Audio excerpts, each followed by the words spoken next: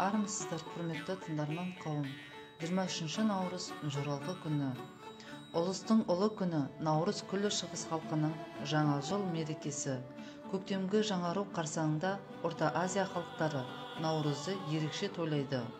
Тарихи қойнауына үңіліп қарасақ, 5000 жылдан бері жалғасып келе жатқан ұлыстың ұлы күні адамдар ерекше көңіл күйге бөленіп, мейрамға дайындалады. Және әр ұлттың өз менталитетіне сай мерекелейді.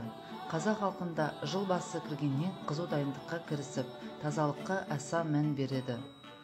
Ескі жылдың қалған сүр итті дәнді дақылдарды қосып, ерекше мерекелік тағам наурыз көже дайындайды. Бір-бірімен кездесіп, арқа-жарқа болып, мейрамның шырайын келтіре түседі. Қазақтың 30 күн ойын, 40 күн тойын тойланатыны да дәл осы мереке қарсаңында белең алады. Жыл сайын көрісу күні, ұлыстың ұлы күні, тарихқа тағзым күні, жоралғы күні секілді наурыз мейрамның айшықты күндері атап өтіледі. Сонымен қатар, әр үйдің тойлауы дәстүрі де өз алдында мереке. Қазақстан Республикасының президенті Қасым-Жомарт Тоқаевтың тапсырмасымен наурыз мейрамын атап өту тұжырымдамасының жобасы әзірленіп, наурыздың 23-ші жоралғы күні деп бекітілді. Жоралғы қазақ халқының ұлттық әдет-ғұрпындағы кәделердің бір түрі.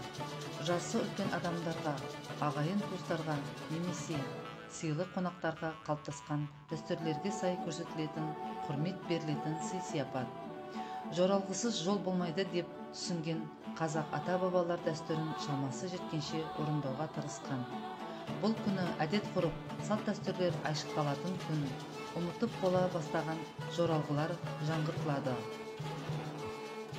Наурыз мейрамның негізгі мақсаты Қазақстан жерінде бейбітшілік пен достықты нығайту, ұлттық бірегейлікті сақтау, отбасылық құндылықтарды дәріптеу. Бұл қазақ халқының бай дәстүрі айшықталатын, ежелден келе жатқан салт жоралғылардың озығы сұрыпталатын сәт. Сондықтан жоралғы күні деп аталады. Достық пен мейірбандық, адамгершілік секілді ұлы қасиетті дәріптейтін дәстүрдің бірі де бірегейі.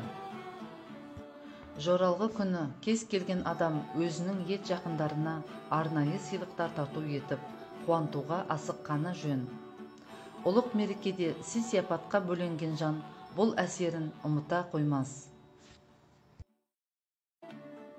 Сыйлық алған адам да алдағы ұлыс күнін асыға күтіп, сізге амандық тілейтін болады. Келер жылға амандықпен қауышатын сәт туғанда сізге де қуаныш сыйлауға талпынады. Қазақ өзгенің көңілін табу арқылы өзіне қуаныш сыйлайтын халық. Күллі қазақ жұрты үшін бұл мереке тіршіліктің бастауы, жаңару, жандану кезеңі болар. Баршаңызға мереке құтты болсын, шаңырақтарыңыз ырысқа толсын, ұлыс оң болсын, ақ мол болсын.